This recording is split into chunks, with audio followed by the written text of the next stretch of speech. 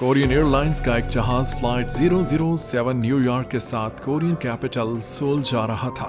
मौसम बिल्कुल साफ था और पायलट को किसी किस्म की भी दुश्वारी का सामना नहीं था। लेकिन इन सब चीजों के बावजूद भी ये जहाज पहुंचा नहीं, क्रैश हुआ, और वो भी सिर्फ इस वजह से क्योंकि इसके पास वो चीज नहीं थी जो आज हम सबकी पॉकेट में पड़ी रहती है। जी हाँ, वहाँ कुछ यूँ था कि सोल पर लैंड करने से पहले जहाज को अलास्का के शहर एनकरेज भी जाना था। ये बात हो रही है 1983 की, जब अमेरिका और सोवियत के दरमियान कोल्ड वॉर चल रही थी। इस जंग को लेकर दोनों ताकतें एक दूसरे के खिलाफ बहुत ही ज्यादा अलर्ट थी। अगर आप मैप पे देखेंगे तो ये है एनकरेज और यहाँ पर है सोल। इन दोनों के दरमियान एक स्ट्रेट लाइन ऐसी दिखेगी क्योंकि इस पाथ में फ्लाई करने से जहाज सोवियत टेरिटरी में दाखिल हो जाता है।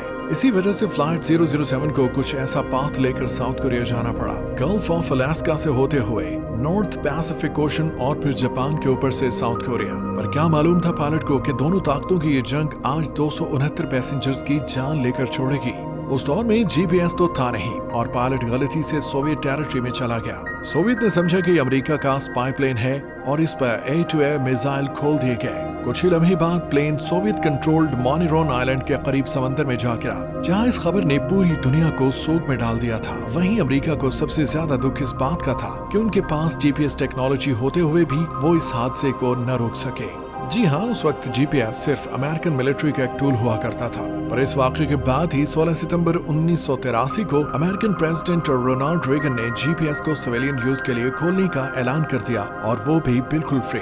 गुलफाम फैक्ट टीवी के वीडियोस में एक बार फिर से खुशामदीद। नाज़रीन, पहले इंसान आसमान में तारों को देखकर सफर किया करते थे और अपनी पोजीशन का एक अंदाजा लगा पाते थे, और आज हम अपनी पोजीशंस देखने के लिए तारों का तो नहीं लेकिन आसमान में घूमने वाले सैटेलाइट्स का इस्तेमाल जरूर करते हैं। मोबाइल फोन्स, गाड़ियां, फ्लाइट नेविगेशन और हत्ता कि अब तो पेट्स की लोकेशन ट्रैक करना भी इंतहाई आसान हो चुका है। और इस सब को मुमकिन करने वाली ये छोटी सी चिप है जिसको जीपीएस यानी ग्लोबल पोजीशनिंग सिस्टम कहा जाता है। चाहे रेगिस्तान में हो, समंदर में या फिर किसी जंगल के बीचों बीच, ये छोटा सा टूल हमें हमारी पिन पॉइंट लोकेशन आखिर बताता कैसे है।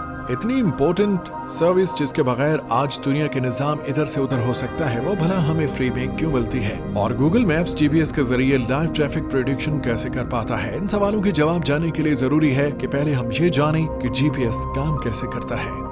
ये तो हम सबको मालूम होगा कि हमारे फोन में जीपीएस रिसीवर होता है। जैसे ही हम अपने लोकेशन सर्विस ऑन करते हैं तो ये अर्थ को ऑपरेट करने वाली 24 जीपीएस सैटेलाइट से सिग्नल रिसीव करने लगता है। इस सिग्नल में हमारी लोकेशन नहीं होती, बल्कि इस सिग्नल में सिर्फ टाइम होता है। सैटेलाइट में एक एटॉमिक वॉच होती है जिसको दुनिया की सबसे बड़ी एक्यूरेट वॉच भी कहा जाता है। सैटेलाइट को अपनी लोकेशन तो मालूम होती है लेकिन हमारे फोन की नहीं। उसको ये अच्छी तरह मालूम होता है कि किस घंटे, किस मिनट और किस सेकंड में ये दुनिया के किस हिस्से के ऊपर मौजूद होगी। सैटेलाइट रेडियो सिग्नल के जरिए हमारे फोन में लगे जीपीएस रिसीवर को अपना टाइम बताती है और अपनी लोकेशन भी भेजती है। जिस वक्त ये रेडियो सिग्नल जनरेट होता है उस वक्त सैटेलाइट की एटॉमिक वॉच पर जो भी टाइम होता है ये सिर्फ वही बताती है। रेडियो सिग्नल लाइट की स्पीड से ट्रेवल करता हमारे फोन में आन पहुंचता है। लेकिन सवाल यह है कि सैटेलाइट का टाइम और उसकी लोकेशन मालूम हो जाने से हमें अपनी लोकेशन कैसे मालूम पड़ती है?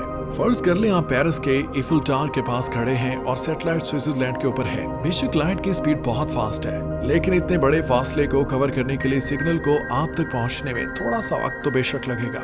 सिग्नल रिसीव होने के बाद फोन अपने टाइम को सैटेलाइट से भेजे गए टाइम से मैच करता है और डिफरेंस निकलता है कि ये सिग्नल कितने डिले से पहुंचता है। अगर ये डिले 0.002 सेकंड्स है तो अब ये जानना मुश्किल नहीं होता कि सैटेलाइट हमसे कितना दूर है। कैसे? ये भी बहुत आसान है। लाइट की स्पीड जो कि 3 लाख किलोमीटर एक सेकंड में कवर करती है, जिसका मतलब ये है कि 0.002 सेकंड्स में लाइट 600 किलोमीटर ट्रेवल करेगी। तो अब ये कहना गलत नहीं होगा कि सैटेलाइट ने जब सिग्नल भेजा था उस वक्त वो हमसे 600 किलोमीटर दूर ही थी। हमारा फोन सैटेलाइट की लोकेशन स्विट्जरलैंड से 600 किलोमीटर के रेडियस में एक सर्कल ड्रॉ करता है। इससे फोन को इतना तो मालूम पड़ जाता है कि वो इस सर्कल के किसी न किसी बॉर्डर पे, किसी न किसी कोने पे मौजूद है। पर ये सर्कल तो बहुत बड़ा है, हमारा फोन इस पूरे सर्कल के बॉर्डर पे कहीं न कहीं मौजूद है, ये जाना हमारे लिए काफी नहीं।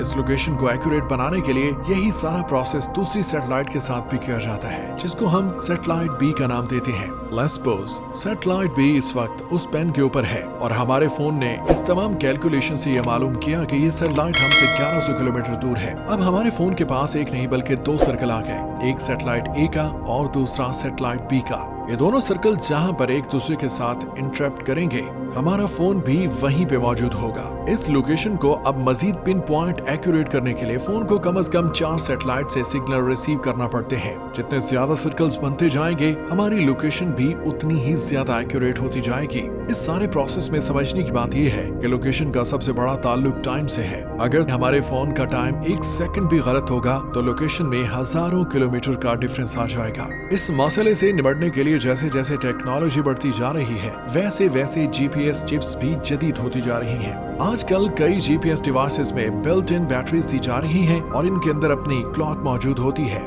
मोबाइल ऑपरेटर्स और इंटरनेट की मदद से ऑटोमेटिक टाइम को अपडेट भी किया जाता है।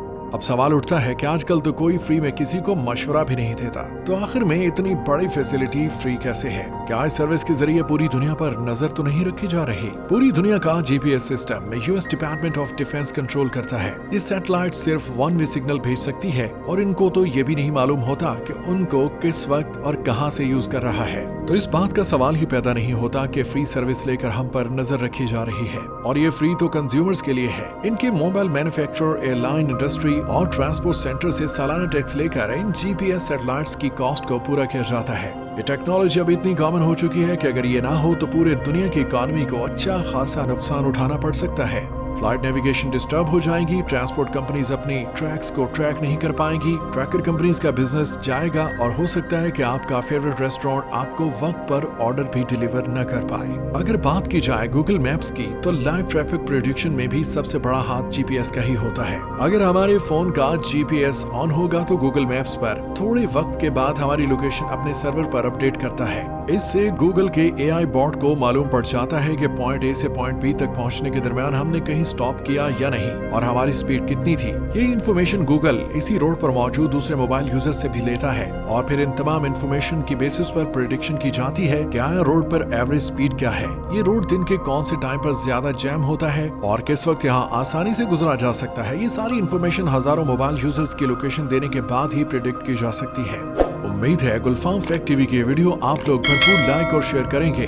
आप लोगों के प्यार भरे कमेंट्स का इंतजार रहेगा। शुक्रिया।